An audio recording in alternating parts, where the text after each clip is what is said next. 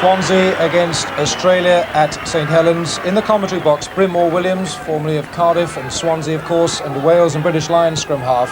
And first of all, Lynn Davis. It may not be the sunniest or the warmest venue for this tour opener, but the sense of anticipation hasn't been diminished one iota here at St Helens. Looking through that Swansea team, Richard Moriarty stands out as the elder statesman.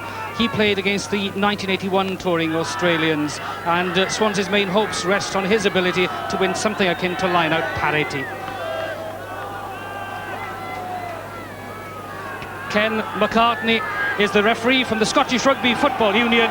The kick-off comes from Tim Kelleher for Australia. And the first touch wasn't the most sure of all from Swansea. It's Richard Moriarty that straight away, or Richard Webster rather, straight away, that takes on the opponents. But there will be a quiet word with the touch judge. And that's Ed Murphy on the far side. And just something on the fringes that wasn't up to scratch. And the captain's already in the opening half minute of the game. It's Troy Coker that will have a word in his ear. The giant figure. This really must be the tallest quintet of back five forwards to play at this ground ever, from number 4 back to number 8. It's huge. That's Phil Kearns, the captain, with the shortest man in the back five, Sam Scott-Young, at 6'3". The first touch for Swansea goes to Anthony Clement, and that's sure enough. And just having been at Lansdowne Road last Saturday and witnessed Australia's win over Ireland, Brynmore Williams, what does Swansea then have to be aware of in order to avoid that fate of Ireland's? The Australians tend to win line-up ball with amazing regularity, so Swansea have got to win their own ball, and they've got to guard against mistakes, because Australia use that as a platform to attack at whatever part of the field they're at.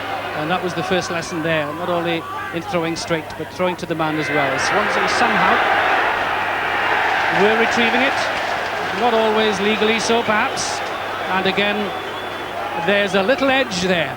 Richard Moriarty, I just mentioned that he was the elder statesman, a remarkable character who played against the 1981 touring team. In fact, played some rugby in Sydney himself during one summer break, but very much an influence in that Swansea pack.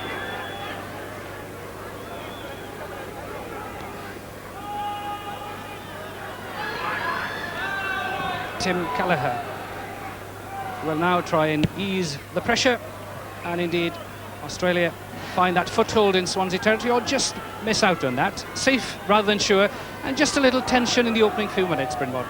Yes, as you'd expect, it's a big game for Swansea, of course, because they've had such two fantastic seasons, and a lot is expected of them today. Too much pressure perhaps on them, if I dare say that.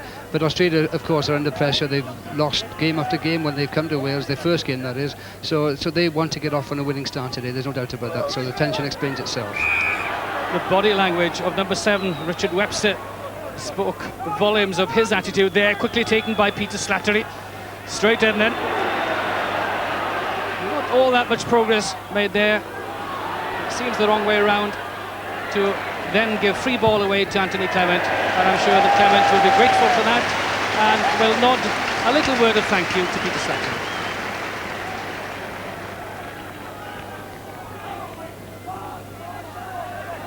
It's Australia that called the shortened line this time around. John Eales has 5 on his back. He's the tall figure at the back. They're all tall figures. In front of him, Warwick Waugh.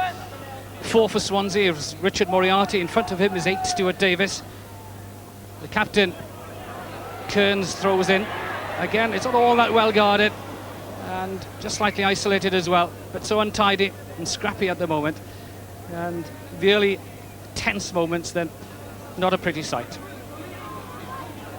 Front row of Keith Colclough on the far side, Gary Jenkins and Chris Clark, that's Swansea. And pressure on them, certainly the control was there, but that's interesting. Quickly taken by Robert Jones. There is a huge amount of space. Is the support there? Not quite tight enough, and that's a shame. Robert Jones, in fact, took his own players by surprise, really exploded for the first 10 metres and got away from the support as well as the cover. It's not the most comfortable looking scrum at the moment, as Slattery pressurised on the fringes again, this time Alan Reynolds, and it'll be interesting to see the way that Reynolds and Webster, especially in that Swansea back row, take the game to the opponents.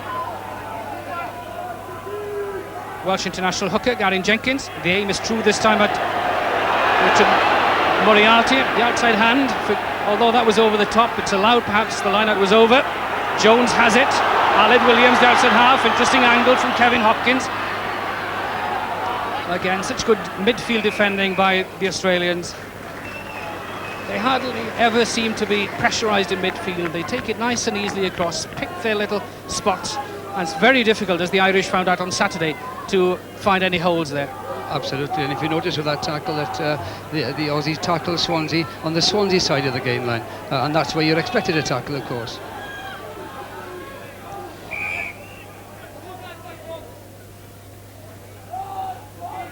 You notice the Australian three-quarter line, heavily weighted left side, which offers that little bit more space should Tim Callagher want to come right. That's the fullback.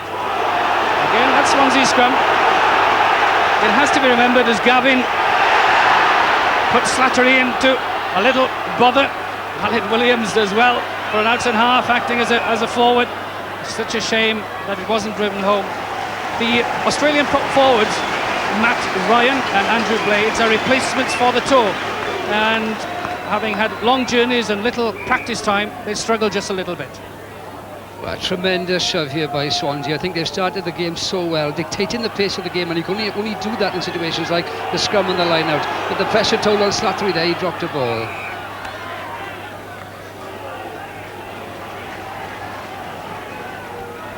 Those familiar with the background of Swansea's rugby, they've not always been known for the grittiness of their forward effort, and that's been part of the transformation this season, in the fact that they've gone all season without defeat. That's the difference in weight. Obviously the advantage to the tourists, and that's only in weight. In height, it's far, far bigger than that. So Andrew Blades, 25-year-old who only arrived here over the weekend. I'll just a quick look at the Australian team. With that numbers 4, 5, 6, 7 and 8, really the tallest ever quintet to appear here, surely. And I've already mentioned Ryan and Blades as the late replacements. Then that midfield of Horan and Little, such experience there, and I'm sure that the relatively inexperienced people around them will look to that duo really to hold the firm hand in midfield.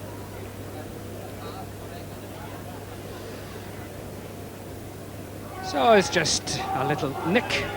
Interesting that Blades, Kearns and Ryan were the young Wallaby front row in the late 80s, so they're not new to one another. It's just Kearns has been a familiar figure in that front row now for quite some time, but with so many injuries blighting the front row, they've had to call 2 replacements.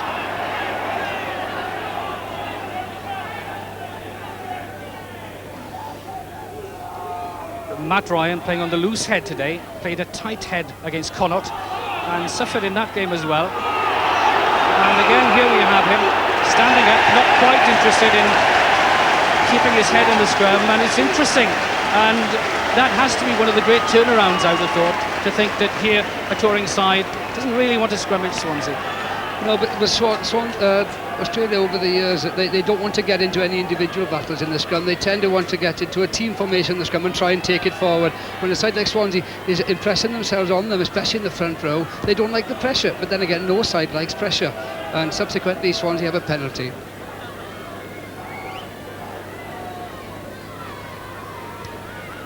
A familiar sight for us here in Wales, not quite as familiar perhaps in Australia and New Zealand. Aled Williams. And you can see the rubber tee, which has become part of his routine these days. And Williams here can create something of a rumpus should he gain for Swansea a 3-point lead. He doesn't strike them much better, but somehow the wind took it away. So the early pressure weathered, and the quick restart straight at Anthony Clement. The bounce favours him. Now he has Titley outside him, although he's wandered away from that, but weaving a delightful pattern yet again. Anthony Clement has the support been swift enough? It's the Australian number 7, Scott Young, who got into an offside position. Robert Jones again, eager and ready to execute the quick penalty. Gary Jenkins just held up. Jones again. The switch is on for Alan Williams. Lurking there is Richard Webster. Just slightly too complicated, and Alan Reynolds switches it then. 7-a-side rugby here from the Swansea club as Simon Davis attacks Damien Smith. Alan Reynolds well covered by Warwick Moore. And what covering from the giant lock forward. Really, Australia had been stretched left and right, but yet this 22-year-old giant was there in position when Simon Davis was able to put in the lovely little pass. Just watch this, the determination. Whoa, clean through Alan Reynolds. Tremendous period of play by Swansea, I thought there. It's great for their psychology. They're getting all the possession. They're not frightened of using it. 7 pairs of hands, that movement. Superb stuff by Swansea. The line out degenerating into an early shambles still. The game, or the ball rather, as Simon Davis, so unfortunate for him. The bounce seemingly was kind, or initially was kind, but in taking one eye off the ball, unfortunately, made something of a mess of it.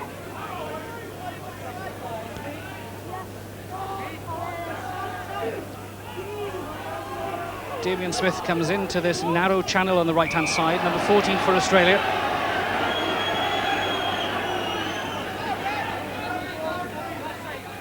You can see number 14 there. No great space for him there. That would be the natural way for scrum half Slattery to go. Indeed, Gavin and Slattery. That's the nursed little kick into the box. But again, so swift were the tacklers on Slattery that there wasn't time to pinpoint a spot. Matt Ryan is the man with hands on haunches at the front of that Australian line, opposed by Chris Clark. It's quickly one line out ball, but untidily done. And the pickup and drive, War sets it going. Slattery, well, the referee was in the way, and Slattery was unfortunate there. Was he also taken a little bit late? No. And the kick harmlessly over the dead ball line.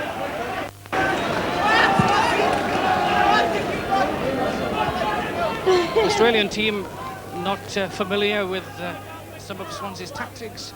They well need to watch Alan Williams and Mark Titley et al. At the restart. They can make things happen quite quickly.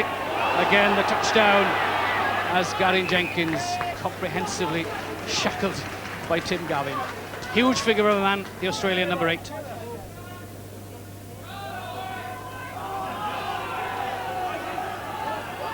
Tim Gavin stands out to that line out at the moment, obviously directing matters in that touring pack, with his captain down at the front throwing in. The aim is at Gavin. Matt Ryan sets up yet another Australian drive, but again, not all that well tied in, and Swansea might well have got hands on that, as Webster looks back to where most tacklers are standing, well, would-be tacklers. That could bounce, interestingly. Kelleher needed it to be kind, but quick support from Eales. But again, it's all on the retreat for Australia, and that's why they had little option but to try and kill that momentum. They wanted Kelleher to move away from the ball, and his reluctance means that Anthony Clement now will drive Swansea into that left-hand corner. Tim Kelleher came on as substitute in Saturday's win over Ireland. Came on as a centre. Anthony Clement, his opposite number, who now ranks amongst the world's leading fullbacks.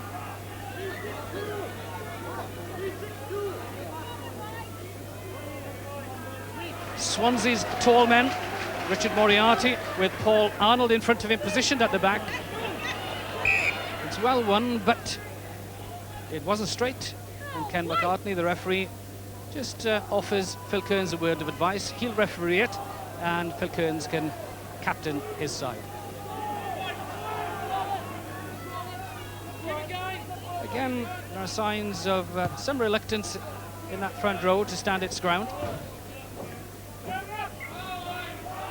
Peter Slattery, who's spent such a long time in the wings as an understudy to Nick Farr-Jones.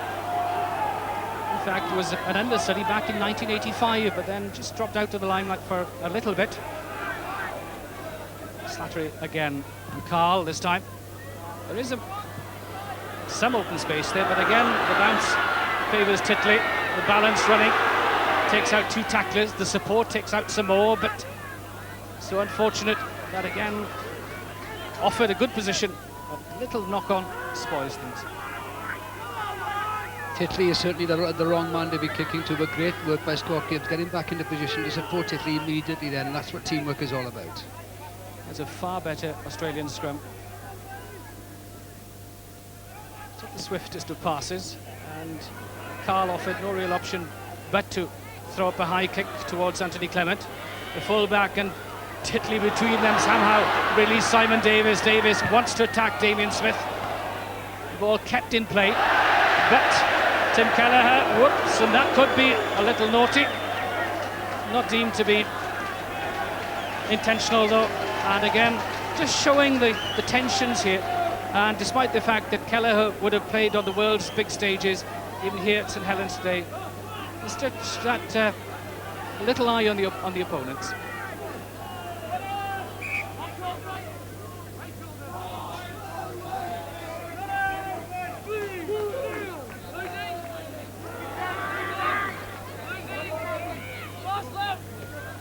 Williams wishing to bring the centres into the game as yet, but Scott Gibbs is there. And look how it's such a quick touch. It's on here for Alan Williams.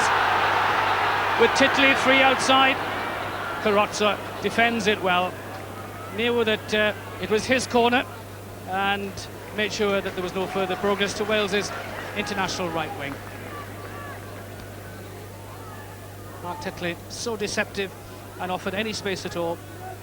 Deadly, but Carrozza had covered him very well. Tremendous variety of tactics by Swansea, it must be said. The kick by Alan Williams then had snow on it coming down, and it's important the very tactics against an international side that keep them thinking, and they're on their heels, and it's great to see. The Swansea captain wears 8. That's Stuart Davis. 6 is Alan Reynolds. 4 is Richard Moriarty. The Warwick War gains for the Tourists line-up possession, which won't be all that welcome because it sets them on the retreat again. The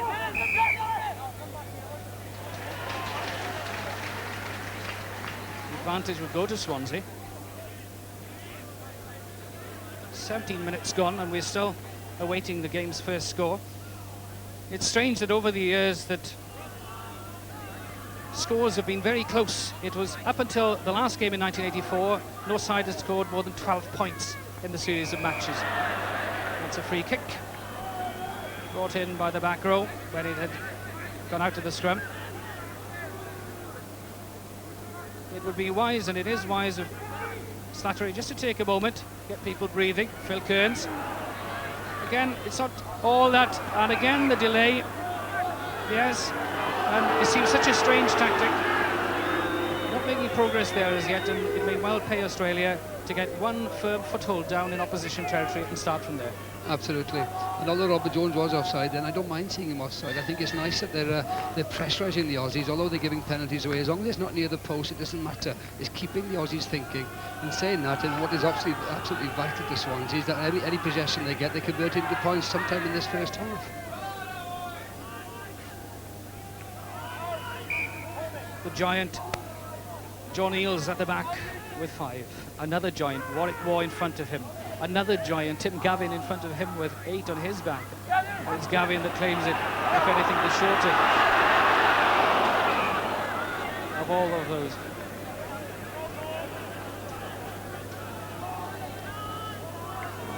Eager and keen is Paul Arnold. That's where all the pressure is. And those two packs get together. Gavin, first sign of his strength being put into the match. Again, not cleanly enough gleaned, and the body on the wrong side. Killing it, Alan Reynolds. So from first Australian attack, really, into Swansea territory, a penalty is yielded, and it may well be that Tim Kelleher will kick a goal.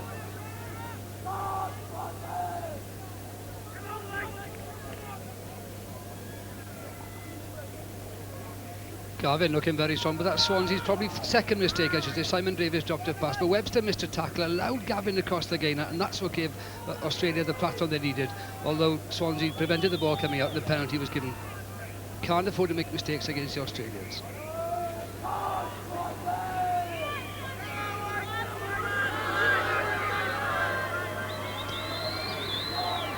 Not an easy responsibility this, with Michael Liner having ruled the roost as far as kicking is concerned for Australia over such a length of time, but there strikes that beautifully and gains for his side.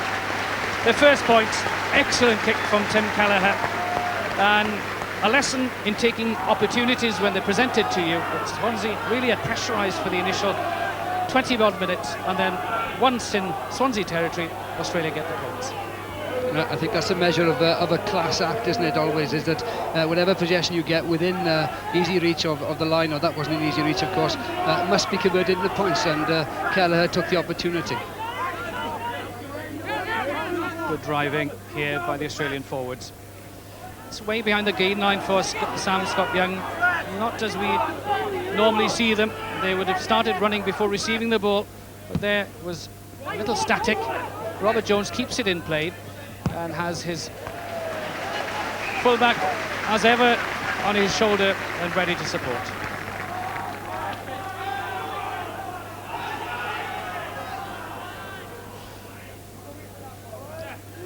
A bigger gap, or a wider gap, required by Ken McCartney. The advantage with Phil Kearns. The option of War, Eales and Gavin. Eales claims it. Carl, Horan. And this is far better play. The switch is on. Well covered by Swansea, though. They hadn't overcommitted themselves. And when Slattery would have wanted to attack, he was forced, because of the cover, to push through that little grubber kick. You can see that there's a little greyness around the place here, and certainly conditions foreign to the Australians, more so than Swansea. Again, the line-out ball gleaned by Australia. Slattery, Kearns, his captain. This is good pressure here. Sign of the ball is all they want. Slattery shouldn't really have to get in there. That's delicately done, but it'll be well covered, or just about covered. Wasn't well covered. A bit hard work of it as Aled Williams will quickly get to the 22, knows that Mark Tickley is there. So the pressure will be quickly sent downfield, and Orkarotsa can do very little, but watch the ball, guard the ball as it wanders over the far touchline. And in one fell swoop, Swansea is pressure released. Tremendous work here by Aled Williams, I thought, again wanting to take the pace of the game, although they're in a defensive situation, but taking the game well into the Australian half. Great play by Aled Williams. Well, it was back in 1966 that a crowd here could say they witnessed a Swansea win over the touring Australian team. Will there be the same story going home this afternoon is the question to be asked. They're obviously delighted with that refereeing decision, which penalises Australia and offers Aled Williams his second chance to kick it goal. The impression the Australians created on me last Saturday in Dublin was they were able to absorb huge amounts of pressure early on in the game, absorb the pressure, not give anything away, and then score the points themselves. And what is a little bit ominous today at the moment, I suppose, is the fact that Swansea are having a lot of possession, but not really threatening to score at all. And it's important in this first half, especially because it's the psychological period of any game, that they actually get points on the board. It's vital if the enthusiasm is going to be continued. And that penalty award shows that the Swansea, having been awarded 5, that Australia would have been under a little bit more pressure, perhaps. Aled Williams has obviously had a new haircut for this big occasion. Here, though, is his chance to bring things on level terms. It's only some 27 metres, and this time has the length, has the direction, and it's 3 points all. And that will be relief for Williams, having missed with his first attempt. Now brings his team back on level terms, and they can breathe again.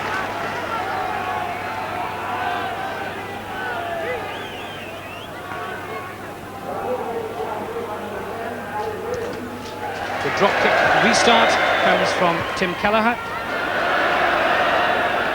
yet again, something of a surprise because of the standards that have been set by the Australians over the last 12 months. One doesn't expect that sort of shortcoming when they're restarting. And that's why we judge them so harshly. They've set such high standards, we expect a lot of them. I'd be disappointed if I saw one of the lower sides in the Heineken division, Heineken leagues, not get 10 yards at kick-off. I mean, that is a poor mistake at this level. Robert Jones. Aled Williams again, spotting a chink of light behind that Australian defence. Kelleher well positioned though, retraced his tracks very quickly to fill that gap. Will the wind take that over the goal line? It needs some patience on Anthony Clements' part. It doesn't do so. And probably the strongest right foot, certainly in British rugby, will get the ball way into the stand.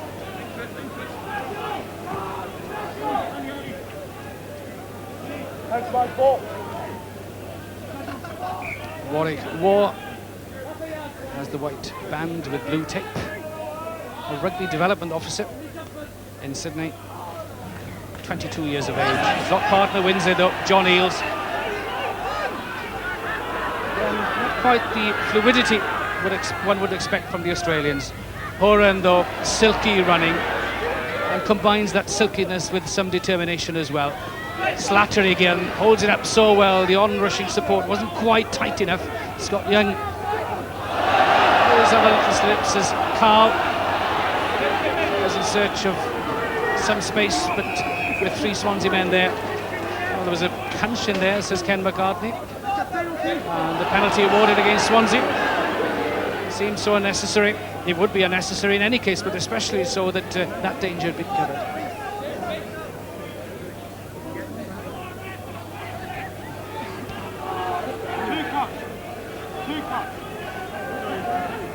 Good warning to the Swansea forwards. Watch what they're doing. Someone had thrown a punch there, which the referee had seen.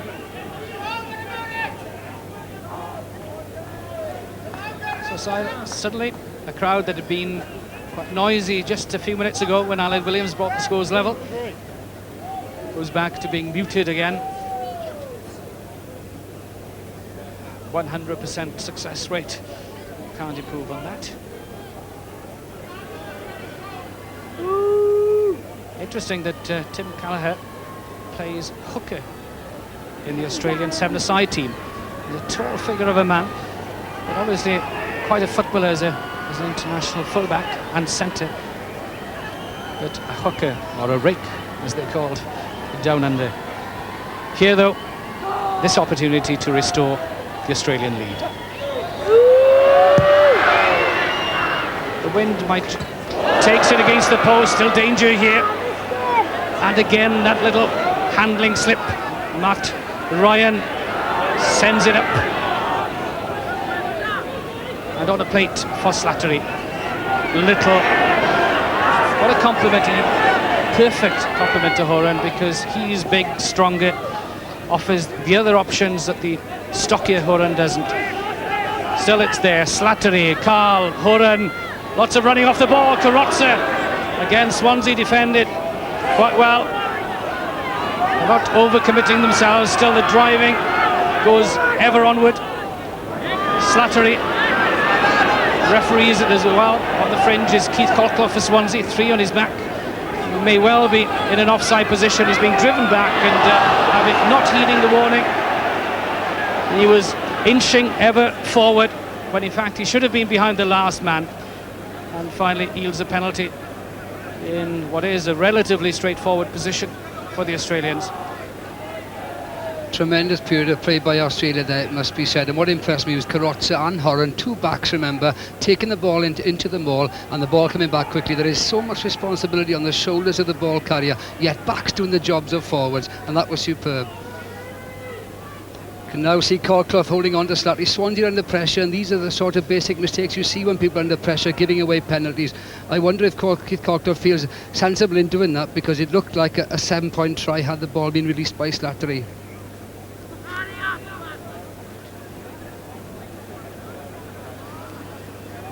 Again, the rather long wait for the boy to come on with some sand for the kicker. It's one of those things that tends to slow down the game a little bit. The referee does advise him that next time perhaps he should be ready to come on as soon as the kicker indicates that he needs to kick for goal. Kelleher thus far has succeeded with one, has struck a post with one, or an upright with one. What will the third time prove? So having gone from 100% to 50%, the swing here goes either way. This time strikes it well and doubles his tally and doubles his team's tally, and a 3-point advantage. The king is dead, long live the king. Although it looked a simple kick, the pressure on these lads at the moment, I mean, it was important he converted that. He timed the kick very well indeed. And it must be said that whenever Australia are in the Swansea half, they don't come out of it without points in the bag. Forthright tackle from Richard Webster. Again, so unfortunate the ball then, when released, wasn't controlled. Anthony Clement sets off on a run. Again, couldn't quite escape the grasp of Jason Little. That was so well covered by the Australian centre. Not many people can stay apace with Anthony Clement, but there Little made it look so easy.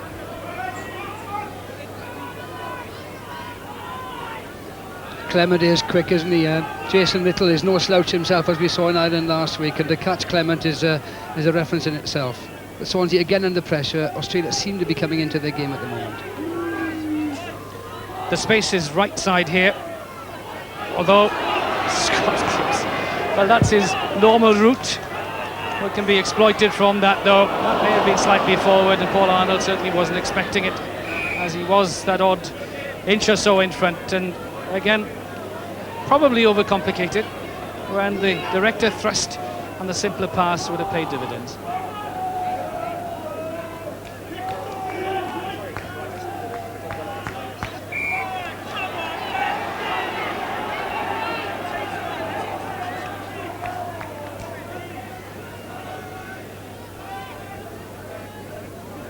It's Matt Ryan on the far side, Phil Kearns in the middle, and Andrew Blades on the tight head side. Blades plays for the Gordon Club in Sydney. Again, you notice that it's in some discomfort that scrum retreats, that Australian scrum retreats, and it's deemed in the laws these days that to hoist the opposing scrum in the air is illegal, and it's very difficult to know who's the guilty party there. Sometimes the supporting lock can get underneath a prop and hoist him, but obvious difficulties there for that Australian scrum.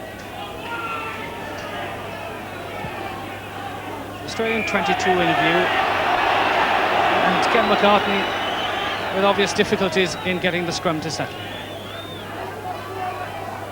You can also see the Australian three-quarters heavily weighted left side with Kawaksa, Little and Horan there, and this has to be the last chance for both front rows.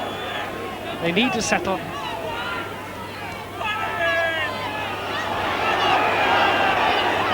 They're offered another chance.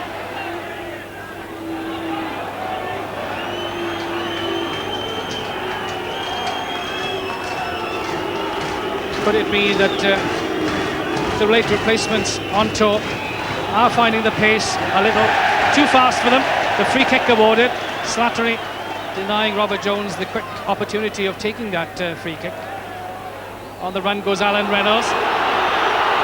2 3/4 taken out by Reynolds, which should give an overload here for Swansea. Beautiful hands from Scott Gibbs. Titley, support again. And the hands let Swansea down. Such a shame.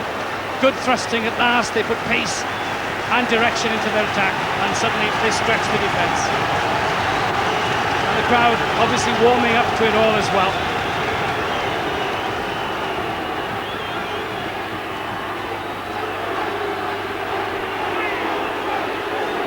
And again, the scrum under all sorts of duress and retribution being taken on the fringes. It's not a happy situation for forwards when they're being driven back in the scrum, some of them unceremoniously lifted and twisted, and the reaction then is to look for other ways of sorting out things. It's obvious Swansea's intention to scrummage and to tire out the big heavy pack of the Aussies, and they're succeeding in that at the moment. They won't like this sort of contest, the Australians. They want to run with the ball and not contest fiercely in the scrummage as they are. That again, well, Keith Colclough is making Matt Ryan rue the day that he appeared on this tour at the moment, and Ryan is very slow in coming up here, and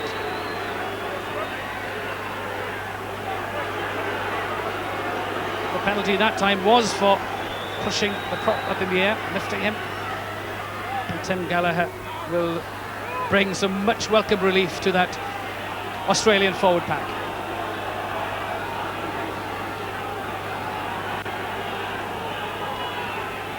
Yeah, obviously the Australians will not like this sort of pressure, but who would? I mean, let's be fair. But they're not used to it, and Keith Colclough has been selected to create these sort of problems in the Australian front row. Kearns and his jumpers can't quite tie that in, offering Swansea rich fringe pickings.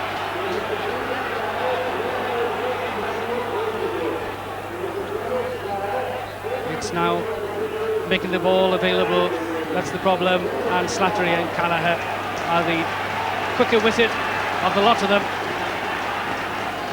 And the seriousness of that look, displaying graphically how pressurised things are at the moment.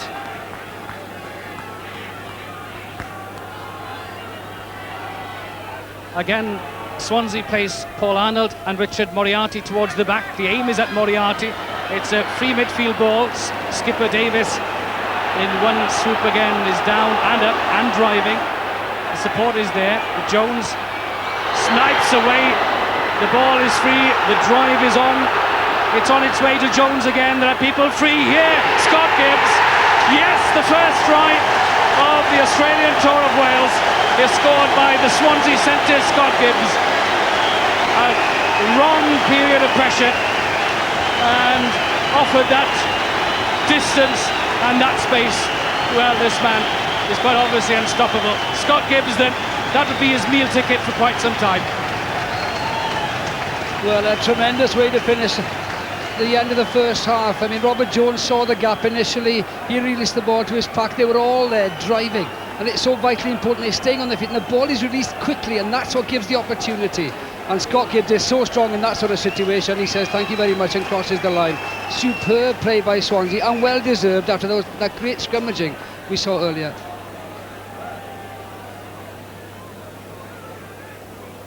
Scott Gibbs loves those sort of opportunities created by Robert Jones. Here, Aled Williams can raise Swansea's tally to double figures, but drifts away. So not altogether comfortable with his kicking responsibilities at the moment, but his side are 2 points ahead with just 2.5 minutes remaining in the first half. Robert Jones is looking very sharp this afternoon. He went first, he saw the half a gap there. These heavy Australian back row weren't able to spot him. He released the ball and he was up on his feet again. Great play by Robert Jones, it must be said. And Scott Gibbs is just there and he crosses the line. A great try by Swansea. And that's the other point where that could have been so dangerous. They seem to have it under control. Mark Titley, for once, pulls back from something extravagant or unorthodox. This is the way to head back right from the kickoff, and Australia camp themselves down on that Swansea goal line. Tim Cavin just floating in and out, indeed, gets hands on it, but Richard Moriarty claws it in, and it'll be difficult for anyone else to get hands on that other than the Swansea player. It's slowly and tidily on its way, and the sharpness of Robert Jones turns it into something rather simpler. Robert Jones was the sole non-Frenchman to play against South Africa for the French Barbarians on Saturday. That was played in Lille. Wasn't over impressed with the South Africans, but enjoyed his stay. Kearns can only find Richard Moriarty. Suggestion of an outside hand again, but Paul Arnold has wrestled it free, and as we're used to here at St Helens, the the scrum half and the supporting kick. And what a superb kick it was. Quickly taken though, as Kelleher off Carrozza puts the ball way downfield, probably too long, and rather harmlessly will go over the dead ball line. Good to see though, people prepared to take quick lines out. Well, Swansea will be well pleased with their first half performance. They've now converted the possession they've acquired during the first half into points, and that was vital. But they varied play. That's been the key to their success in the first half. Line-up ball, I think, has gone probably to Australia, more of it. But the scrummages, Swansea have been so strong, and Mike Ruddock, I'm sure, is well pleased. Aled Williams, half gets the support indeed. There was nothing there, so there was nothing wrong in Richard Moriarty being positioned there. There's no set piece, no ruck, no maul. Swansea have it, and it's their responsibility to get it away. Is it partly? It's probably, the referee can now see it, but they hadn't tied it in, and that really is a loss of discipline. As you see Kevin Hopkins rushing back to get into position. They thought they had that well tied in, and then to let it slip at the end was a loss of concentration. And the panic on Kevin Hopkins as he saw and realised that in getting back into midfield was quite something. Chris Clark on this side of the Swansea scrum, a young student at the university here, as Australia tie in the Swansea defence. Set up the drive, but somehow they themselves contrive to lose that. So the dampness in the air, that little bit of water on the ball hasn't helped handling, hasn't helped the game standards. It's been rather slipshod and dependent very much on the intensity of the confrontation rather than on the smoothness of the skills. Paul Arnold, lock forward, Welsh international, gained his first cap in Namibia, jumping at 2 for Swansea, opposed by Warwick Wall. It's the middle line ball, Tim Gavin, Matt Ryan, just looking slightly pedantic on the retreat. Gary Jenkins can he now disentangle himself from the grasp of John Eales and half a dozen other Australians. John Eales, 5, the Australian lock. Gary Jenkins, Swansea's and Wales's hooker. That's half-time, and what a huge sigh of relief that must bring out to the Swansea camp, because here at St Helens in the first match of this Australian tour, at half-time it's Swansea 8, Australia 6. Ken McCartney restarts this Swansea effort, and that's an interesting restart. Now then, that was a good tactic. With conditions as they are, the ball as slippery as an eel, and they had to drive it on the ground to get it to aquaplane of something, made it so difficult for the tourists. Quickly recovered by them though, and this is a sight we're more used to as they control that, and they will look now to drive it off the fringes. They won't allow Swansea any more latitude. They'll tie them in and drive them. That ball is so well protected there that it's impossible for anyone to get a hand on it. Richard Webster is doing his best to get himself, or Stuart Davis rather, to get himself lodged in there. But it needs to move, constantly move. Richard Moriarty might be penalised here if he collapses that, then it should be a penalty. Well, it could only resulted in Peter Slattery being able to put the ball into the box, and perhaps that's enough at the moment. It's sufficient just to nurse the forwards upfield, and it's in. Well, you can see the huge advantage that Australia has at the line-out. But we heard Alex Evans say at half-time that Australia will want to tie it in, with Swansea having Webster and Reynolds far sharper in the loose. They don't want to offer free ball on the ground to them. So this will be tighter, sniping. Slattery yet again nurses his forwards upfield, and that, I'm sure, whether Peter Slattery was listening to our studio expert, I don't know, but obviously the tactics are right. Yes, and why not? With 5 huge men in the line-out, I mean, it is the tactic to employ, especially in the early part of this half, to try and dominate up front. They did have the best share of the line-outs in the first half, and it's obviously their strongest part of play, and it's important that they develop that part, I'm sure. Well, that wasn't good ball for Swansea, but so swift was Gary Jenkins in there. And again, as Alex Evans says, he's such a busy player. He's not everyone's favourite by any means, but he's so effective, so busy.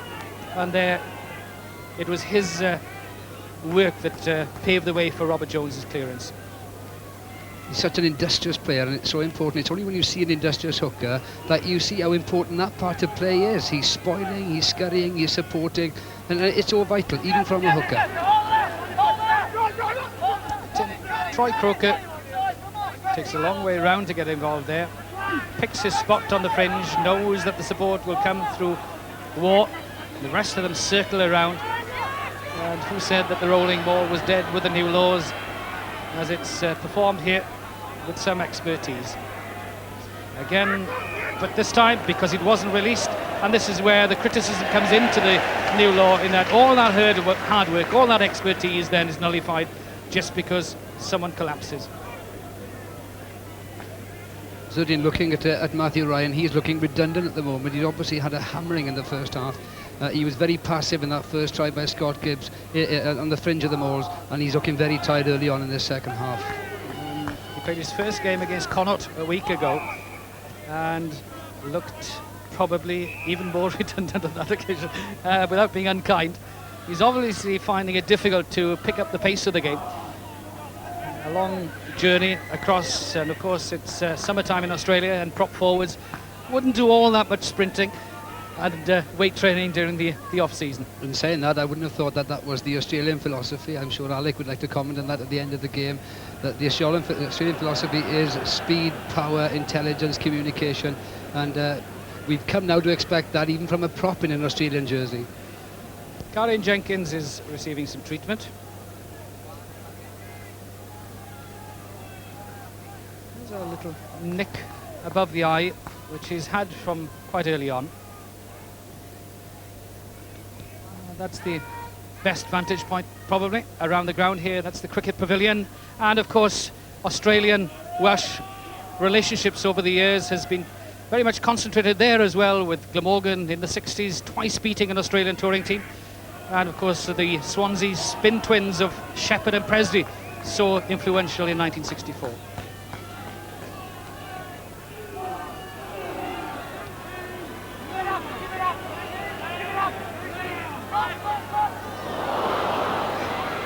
Robert Jones somehow managed to get his pass past everyone, but wasn't too dangerous, and there isn't many a cooler head around than that of the Swansea fullback Anthony Clement.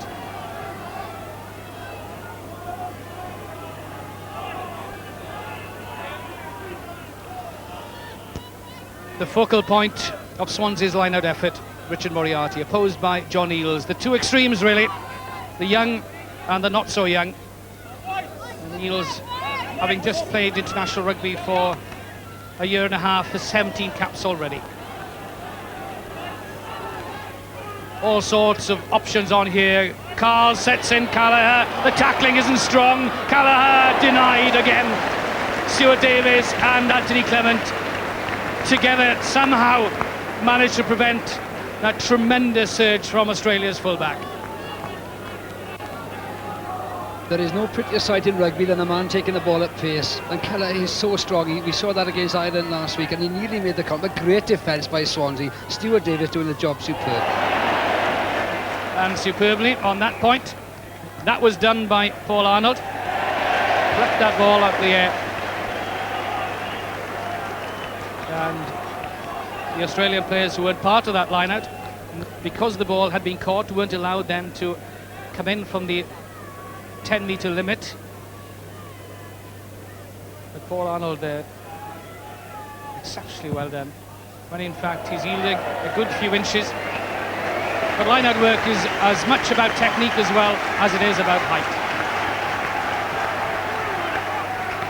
The floorboards here in the sand make a peculiar noise when the Swansea crowd gets agitated. The whole place shakes, and just getting to the halfway line is sufficient encouragement. Slattery, Carl, again a slant from Horan. No one touches him as he makes 20 metres over the tightest area on the field. And then the forwards directly behind. They're walking this. Swansea turn it, and for the moment prevent further momentum, and at a cost, as the stud marks then appear down the backs of legs and rumps as a punishment. Tim Horan chooses his angles so cleverly, and he's so fleet of foot that he can make 30 or 40 yards before the opposition know about it. In saying that, I'm sure the Swansea back row were not too pleased with themselves, allowing Horan to make that break, but that's a super break by Horan. Well, there's no movement whatsoever in that Swansea scrum. And Robert Jones can look back at them and give them a huge pat, because if you can't clear your lines off that sort of platform, then there's little hope. And Jones there, I'm sure as the forwards will get past him, he'll mention it to them, but that was perfectly done. Hugely experienced, 43 international caps already, and so many years in front of him still. The shortened line, 3 for Swansea, 4 for Australia. Australia's call, up to them, how many they want. Gary Jenkins. Some confusion in the Swansea ranks as Slattery again gets Horan setting up a ruck. Slattery, Carl. That may well run over the Swansea goal line, but again the bounce doesn't help Anthony Clement. Safe enough from the fullback. We've not seen much of him today. It's all been in a defensive role, and his great strength, people would confirm, is his attacking flair, if you like, and pace. That's to come. Let's hope so, at least.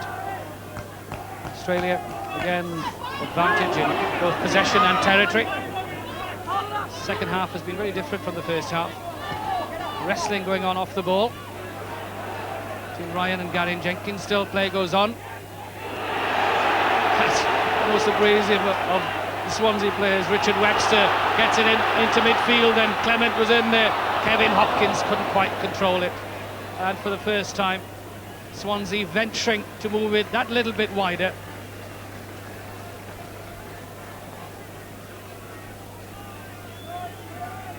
Tremendous work by Webster, it must be said. I wonder if Australia are regretting not having picked David Wilson, because they are slow getting across the park. Tremendous opportunity created by Webster then.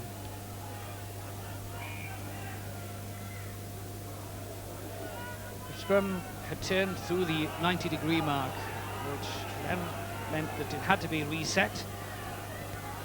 One of the new concepts of the season is that the referee keeps both sets of forwards apart until the ball is ready to be put in. That was badly controlled by Gavin. Lack of understanding between number 8 and scrum half, setting up Richard Webster on what is for him the most typical bread and butter charge. And next in line on an equally bread and butter charge is Gary Jenkins. This is different. And the pressure now on Kelleher. There were people coming in from in front of Kelleher, but it's the knock-on that's given rather than the penalty. They're slightly fortunate, the Australians. They were coming back from an offside position, and one or two certainly got in front of the fullback. This position, though, of Swansea's just outside the 22 with equal space either side. The load is this side as Scott Gibbs runs off the ball. Lots of running into space. Gibbs attacks the opposition. Half gets away. So well covered, though.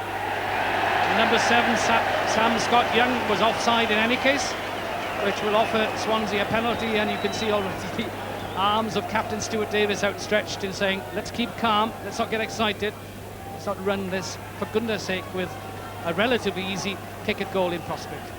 This is really thinking rugby by Swansea, though. An up and under by Alan Williams, driving by Garen Jenkins before it, then Scott Gibbs coming in on the blind side of the scrum. They're keeping Australia thinking all the time. This game has been thought out by Swansea, and they're performing superbly well, it must be said.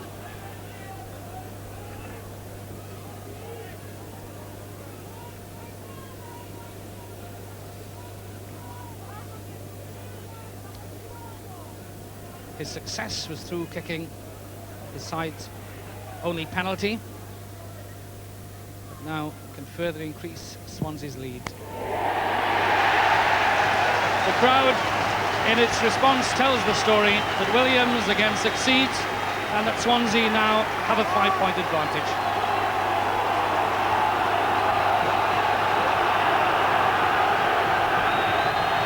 It's it's only now that the crowd are beginning to believe in what could happen here. It's been fantasy up until now. The thoughts of a defeat of the world champions here at St Helens suddenly becomes a reality, as again we see from Australia those little chinks of weaknesses that we don't expect. And it's in executing the basic skills that they've built their reputation. Keith Colclough is 34 years of age. Will feel today as an 18-year-old, I'm sure.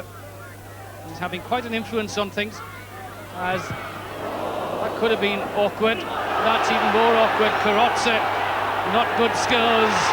Anthony Clement gets the support of Robert Jones. Not many Swansea players there yet. It's there on its way. If it can be tied in, an Australian picks it up in an offside position. Keith Colclough wouldn't have wanted it there. It's tied in.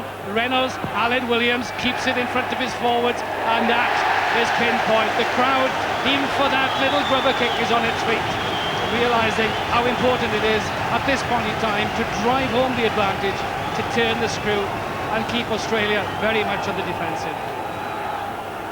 Good positive play by Swansea. A trifle fortunate, I thought, but then again, on days like this, that's when things go right for you. Dare I say it, is it going to be Swansea's day?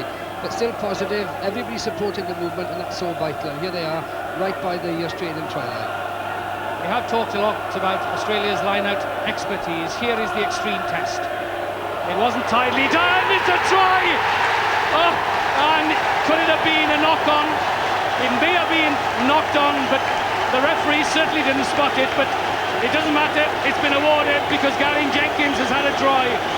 But I wonder, when we see it on the replay, whether a Swansea hand did actually get to it to knock it over the line at the line-out. Gary Jenkins, though, the hero of this instant. But this is pressure at its best, and that they are so commanding in the line-out. One mistake and Gary Jenkins is on it in a flash. Superb pressure by Swansea, a superb opportunity to try by Gary Jenkins. Again we see it. Dick Moriarty was putting pressure on Eales. The opportunity comes for Gary Jenkins, and he has played superbly this afternoon. He's led that pack by example. A superb try for Gary Jenkins, and it's points that matter to Swansea. It should be so typical now of Aled Williams to convert this from this, the most difficult of positions. Strikes it brilliantly, brilliantly. Well, what a scene that's being set here. I wonder if Max Boyce is here with his pencil sharpened, ready to write or compose a ballad, very much in the same vein as he did when Llanelli beat the All Blacks 20 years ago. The onus on the world champions to get back into the game. At the moment, they're struggling. They're 12 points adrift.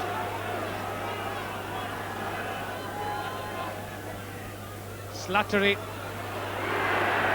Again, it's not as tight as we would expect.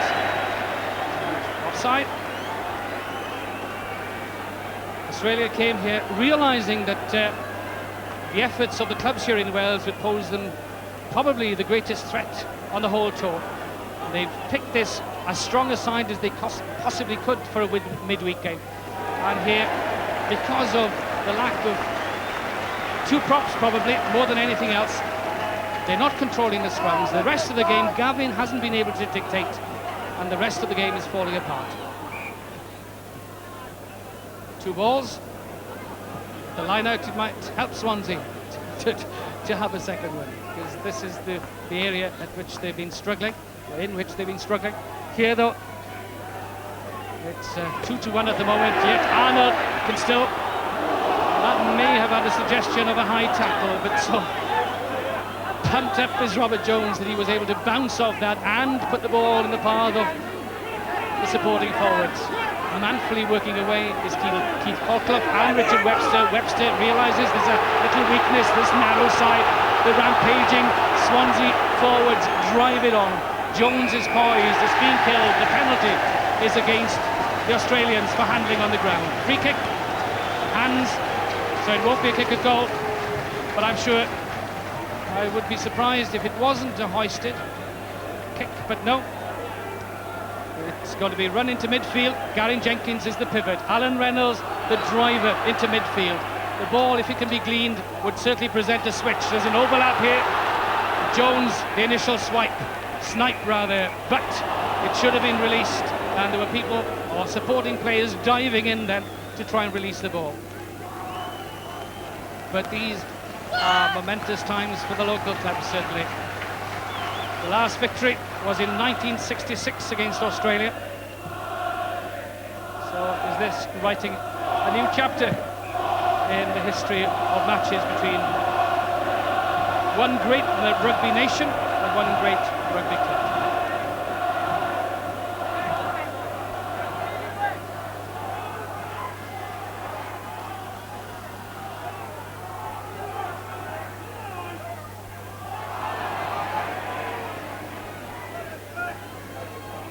It was 9 points to 8 in 1966 to Swansea.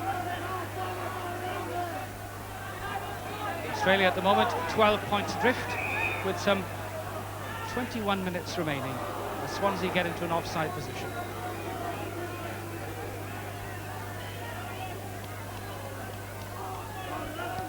It's lasting the pace that's important for the Swansea players. Kelleher gains for his team a foothold in Swansea territory, and that's not been a sight we've often seen the second half. Swansea won the first ever encounter against Australia in 1908 by 6 points to 0. So the last one was in the last game between the two nations was 1984. The war kicks the ball away to the half-backs. But now, perhaps Horan starts running down narrower channels, back to strength, wants to get close to Scott Young, Coker and Gavin. And that may well be the tactic. It's no good asking the likes of Matt Ryan to run in a wider arc.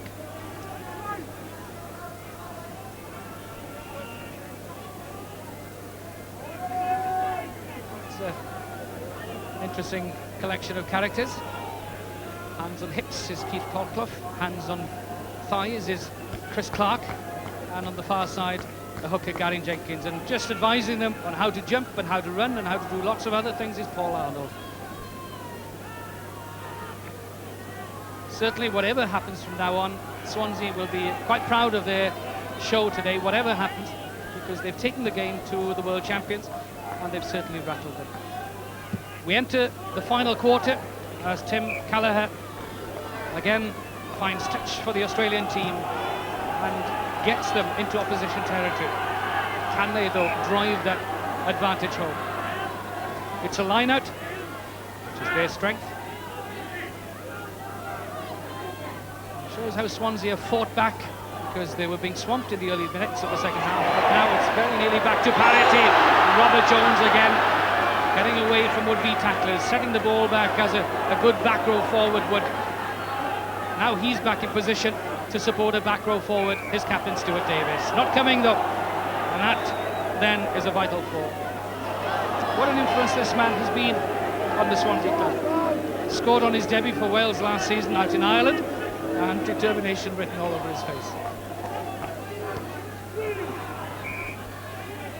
Should his team win today, he'll milk the occasion for quite some years, I'm sure.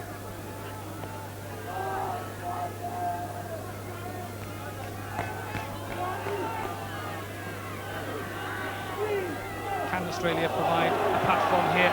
No, it can't. Just watch the breakdown yet again. Gavin and Slattery just not being able to get it together. And that kick from Carl was in no man's land.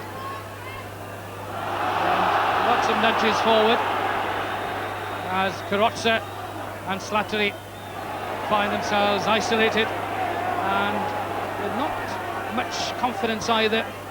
And that's a sad sight. I think we've grown used to Australians showing their undoubted talents, their confidence, and here we're seeing a different side of them, which isn't such a pretty sight. I have to agree with that. They're looking an ordinary side at the moment. I think there's no organisation, there's no control. Slattery played well against Ireland, but I don't feel that he's that good a player under pressure. And without his pack commanding play like they have for long periods, that he looks a bit shaky. I mean, he's sort of turning back on himself. He's not used to his outside half, of course, that can't help him. But they are certainly lacking in confidence. I think it's down to their back row as well. They're a bit slow about the park. They'd hoped to dominate, they haven't. And they are finding it difficult. Well, it's doom and gloom at St Helens, and it may well be omens for the Australian touring team, because at the moment, certainly it's doom and gloom for them, because they trail by 12 points. A grey day, and I remember well Max Boyce saying the same thing about Stradey Park when Llanelli beat New Zealand, and certainly it's not the sort of day that a touring side wants to be part of a game with such pressures as this. The crowd, quite obviously, don't care, because they'll be able to look in future years and remember and make the statement that I was there. As a former Swansea player, I have to say it's difficult to contain my excitement. Superb performance so far by Swansea, but they've got to hang on now to make it a historic day for themselves. 17 minutes remaining, 12 points the difference. The local club Swansea in the lead. Scrum half Robert Jones puts the ball down straight to Tim Kelleher. He in turn straight to his opposite number, Anthony Clement. Robert Jones points to Clement. It's the far diagonal that he should be aiming at. The wind just takes it down over the goal line. Carrozza is forced to play it. Goes in a long loop. He certainly won't get outside Simon Davis. And that was Carrozza making a little bit of hard work for himself, because that ball could have gone harmlessly over the goal line. He could have minded it, and the restart would have been an orderly one on the 22. Yeah, I'm sure they miss Campese as well. The wingers they have now don't look the natural footballers that Campese who create so much for them. Slattery, poor run. The three quarters at last have a run. Carrozza, well shepherded by Mark Titley. The ball's on its way though. Support comes from Warwick Moore, but the ball eludes him. But Phil Kearns, the captain, is there. Much will depend on his leadership from now on, as Moriarty tries to release it. It's on its way to Robert Jones. Aled Williams will pump it downfield. No thoughts of playing pretty football here. If that goes into touch, well, there are no words to describe that. I'm sure that the side that loses today will wonder at their luck, because... Well, a tremendous kick by Aled Williams here, and that displays confidence at its highest. And the bounce, I think, is telling us it is going to be Swansea's day. I hope I'm not saying that too soon, but a super kick by Aled Williams. Well, the arc on that ball was beyond words.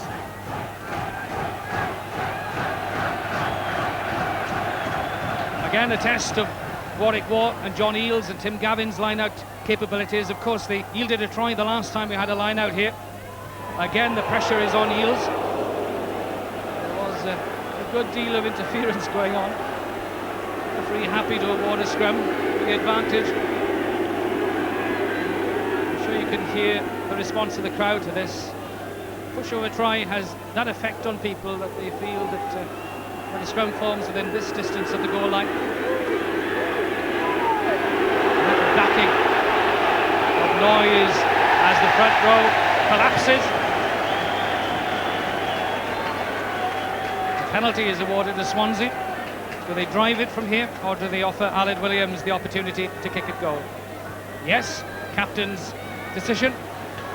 Outside half, kick for goal. Australia succumbing to Swansea pressure there, taking the scrum down, obviously anticipating the shove, which has been so forceful throughout the game by the Swansea front row and the Swansea second row, of course, because they're all involved in that shove. A very solid scrum there by Swansea, and the second shove, Stuart Davis driving his pack on, and then the Australian front row taking it down, knowing that their try line was at Swansea's mercy.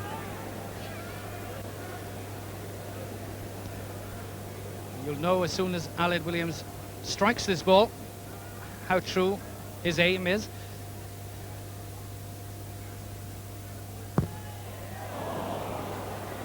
Wind didn't bring it in.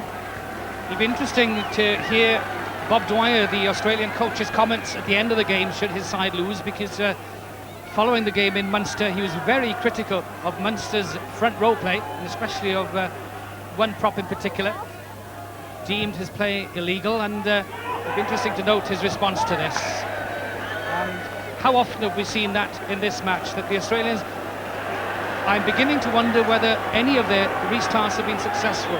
It's been a catalogue of missed kicks and mistakes.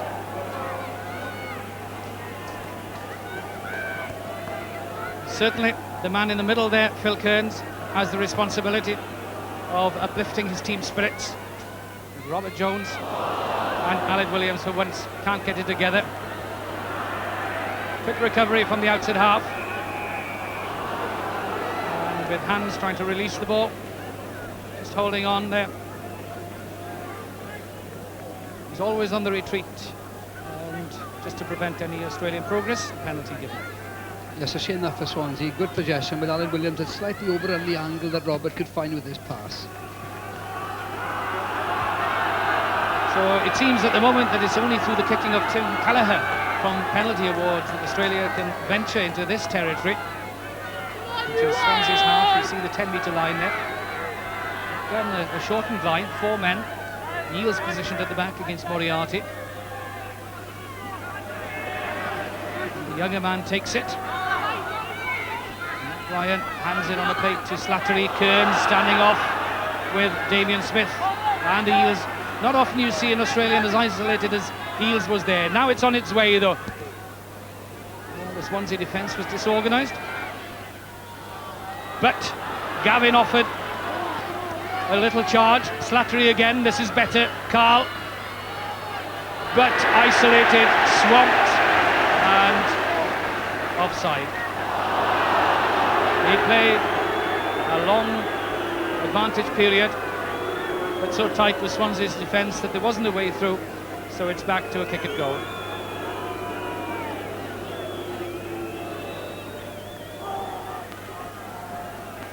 Callagher has this opportunity from some 25 metres. Australia trying to threaten. They are looking a bit confused behind, although the ball is in the hands there. But Aled Williams takes the ball, takes the game to the Australians, tackling on the A side of the game now, which is so vital. A great tackle by Aled.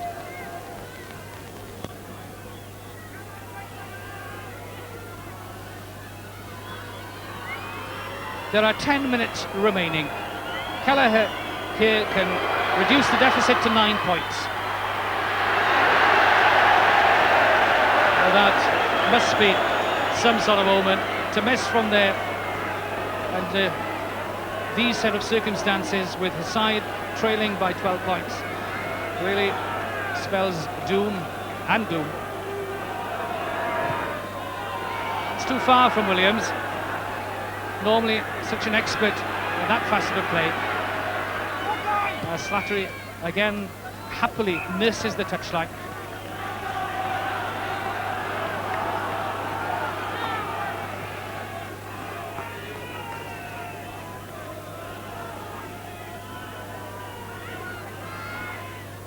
Matt Ryan makes his way towards the back to play a supportive role. He's just in front of Tim Gavin with Sam Scott-Young at the back. So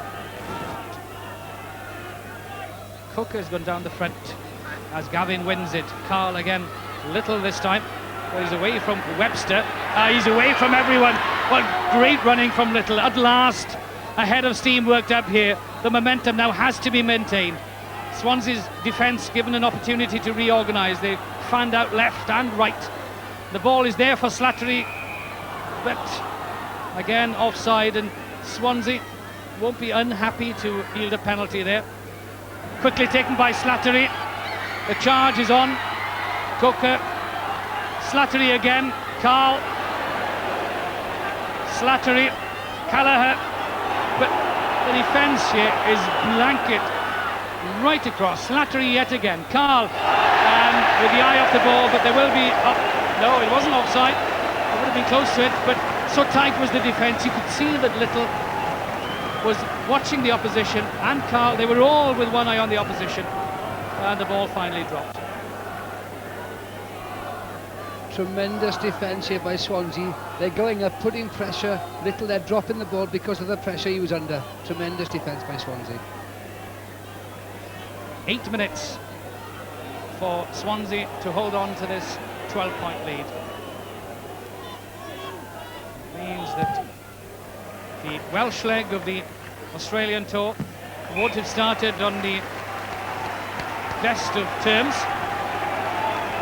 They've readily admitted that it was going to be difficult. But I wonder, having selected such a strong side, whether they thought it would be as difficult as this. Five-man line. Tim Gavin, the number 8, this time up at 2. Not foreign territory for him because he has played at lock as well, but it allows Eales to jump off the back. So untypical of Alan Williams to drop it, and again, Little, so well held by Kevin Hopkinson. Alan Williams delighted to get in a foot just to hack the ball anywhere.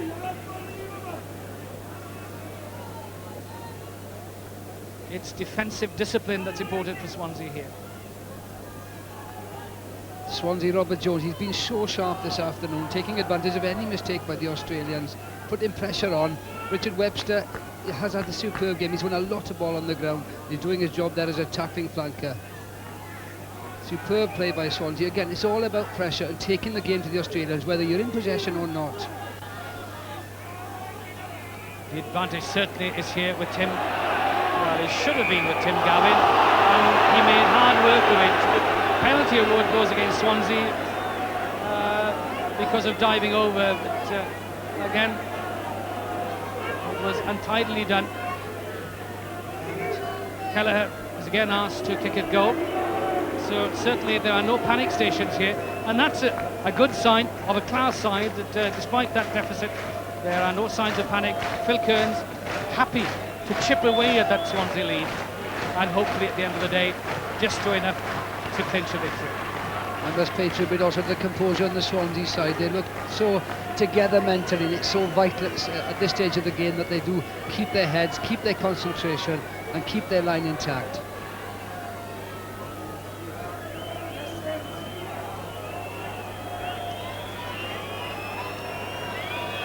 %50 success rate. All his side's points thus far for Tim Kelleher, as that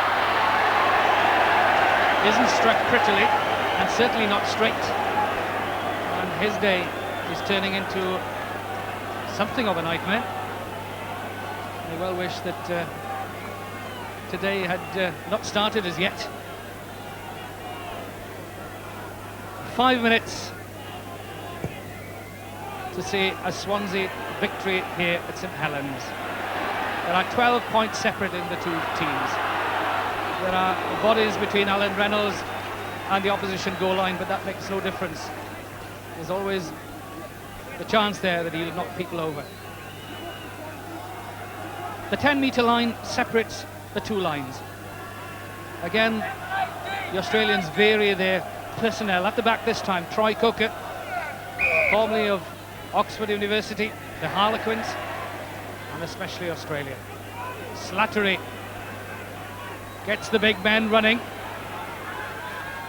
and that's perfect layback, because Eales wouldn't have wanted that. That was a sad sight. Moriarty and Robert Jones then will hoof it between them as far as possible. Kelleher has to go on a little trek that's a forlorn one and a very unhappy one, just watching the ball tantalisingly bobbling away from him.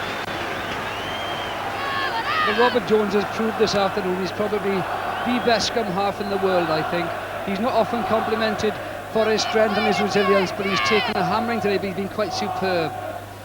Well, this is now moving into desperation stakes, as way behind the gain line, Kelleher skied down. And Swansea have possession through Webster, but it wouldn't come. And that will disappoint Richard Webster, certainly. Penalty is awarded. It wasn't against Webster, he had done the hard work. It was a latecomer that went in and fell on the wrong side.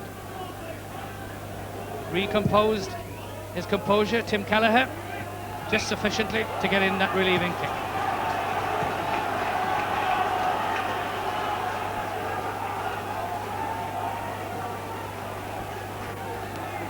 Three minutes of the match remaining, and should the scoreboard remain the same between now and the end of the game, it'll read Swansea 18, Australia 6. That's free ball for Stuart Davis. Webster ever present at his elbow. The ball is on its way. Can it now be swept away? Jones, Alan Williams, a drop kick at goal to the left. Is it there? The drop kick surely seals it. Alan Williams, so quick to respond, not wishing to offer the opposition any pickings at all, looks at the post, duly drops the ball between them, and Swansea now out of sight. Tremendous drive by Stuart Davis to start this momentum. He takes the ball across the Australian gain line. Great rucking by the Swansea side. A lovely pass by Robert Jones, and Alan Williams, whose kicking has been so good, keeps his head down and strikes the ball beautifully. He has also had a superb game this afternoon, but haven't they all? Carrozza running down the dark alley, and a very lonely one at that, as so many of the forwards are slow in retreating. Webster, Jones shows again the supreme talents at his hands, as he then offers a chase for Simon Davis, and Simon Davis surely will grapple Damien Smith over that touchline.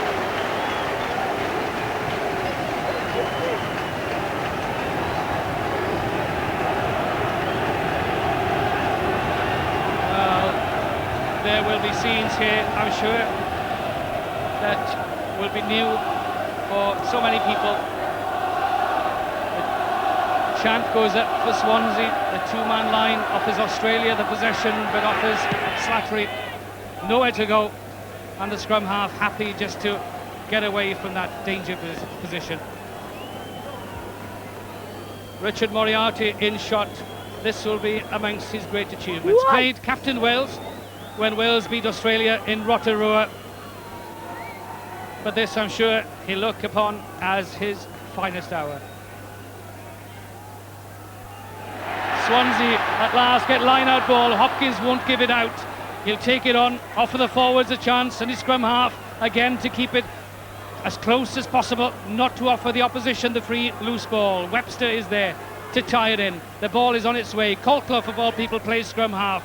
Clement now dances past one man, but the pass fractionally forward, perfectly timed, the perfect supporting angle from Williams, and a shame from the home team that it was the merest of millimetres forward. 15 points the difference between the two sides, and there'll be delirious scenes here surely at the end of the game as Ken McCartney enters play. He's had it on for injuries. There's so much control in Robert Jones's play. He's been the architect of this victory. That is without doubt. He'd be behind a superb pack. Stuart Davis, Webster, they've all been there supporting him. If a mistake has been made, they're there covering each other, which is why it's been such a great team performance. Australia have to run out of defence. Again, they find a little chink. 15 points adrift. They need at least 2 converted tries and some other score. Little offered the wide open spaces, or Horan rather, which won't attract him unduly. Swansea won't care because they'll be happy with a line out. They don't want Australia to go down too near that goal line. Well, it's been deemed as a difficult tour for the Australians. They'd lost to Munster on the Irish leg of the tour. Now on their introduction to Wales in 1992, they find themselves facing defeat here. Slattery keeps the ball moving. Carl has to do the sort of work that forwards are expected to do. Eales keeps it in play. Damien Smith, for the first time added on for injuries, the right wing gets the ball, and that's not the way if you want to succeed. And that's the final whistle. Swansea here on an historic day at St Helens have defeated the world champions. A final score that will go down in history with Swansea 21, Australia 6. And just watch those scenes of sheer delight and delirium as Richard Webster and his captain celebrate, and the sight of dejection as Phil Kearns and his men make a very sharp exit. Well, a tremendous performance by Swansea. Only one question I'd asked. Mike Ruddock said he saw the Heineken League as being more important than today. I don't agree with you, Mike. A fantastic occasion for Swansea, a fantastic performance. They harried, they scuttled, they spoiled Australia, they chased possession, they won possession. Webster and a lot of ball on the ground. Robert Jones and Alan Williams had superb games at halfbacks. They unsettled this area. A superb day for Swansea. Well, some of Tennessee's players of 72 said they wished they'd stayed out with the crowd for longer to milk the occasion, and perhaps with the rush to get away from it, some of the Swansea players might be sorry in years ahead that they didn't stay there for that moment and share in the joy of the men that support the town team all season. Richard Webster, and there we have the captain. He surely will find for himself a little niche in Swansea Rugby Club's history. Stuart Davis. So many things have fallen into place for him over the last 2 seasons.